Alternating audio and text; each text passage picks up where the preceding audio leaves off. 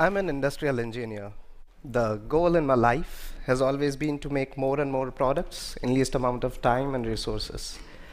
While working at Toyota, all I knew was how to make cars until I met Dr. Akira Miyawaki, who came to our factory to make a forest in it in order to make it carbon neutral. I was so fascinated that I decided to learn this methodology by joining his team as a volunteer. Soon, I started making a forest in the backyard of my own house, and this is how it looks after 3 years. These forests, compared to a conventional plantation, grows 10 times faster. They are 30 times more dense and 100 times more biodiverse.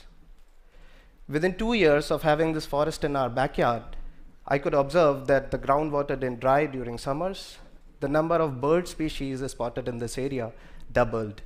Quality of air became better, and we started harvesting seasonal fruits, growing effortlessly right in the backyard of our house.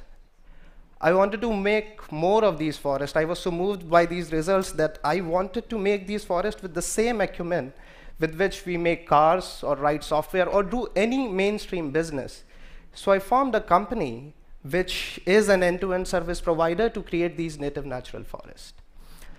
But to make afforestation as a mainstream business or an industry, we had to standardize the process of forest making. So we benchmarked the Toyota production system, known for its quality and efficiency, for the process of forest making. For an example, the core of TPS, Toyota production system, lies in Haijunka, which is manufacturing of different models of cars on a single assembly line. We replace these cars with trees, using which now we can make multi-layer forest. These forests utilize 100% vertical space. They are so dense that one can't even walk into them. For an example, we can make a 300 trees forest in area as small as parking spaces of 6 cars. In order to reduce cost and our own carbon footprint, we started utilizing local biomass as soil amender and fertilizers. For an example, coconut shells crushed in a machine mixed with rice straw, powder of rice husk mixed with organic manure is finally dumped in soil on which our forest is planted. Once planted, we use grass or rice straw to cover the soil so that all the water which goes into irrigation doesn't get back evaporated into atmosphere. And using these simple improvisations, today we can make a forest for cost as low as cost of an iPhone. Today we are making forests in houses, in schools, even in factories with the corporates, but that's not enough.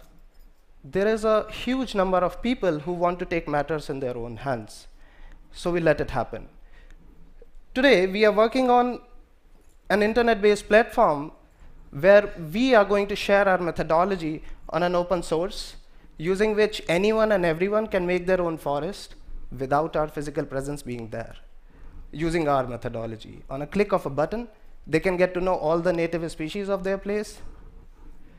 By installing a small hardware probe on site, we can do remotely soil testing, using which we can give step-by-step instructions of forest making remotely. Also, we can monitor the growth of this forest without being on site.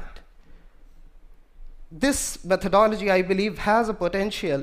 By sharing, we can actually bring back our native forest. Now, when you go back home, if you see a barren piece of land, do remember that it can be a potential forest. Thank you very much. Thanks. Thank you.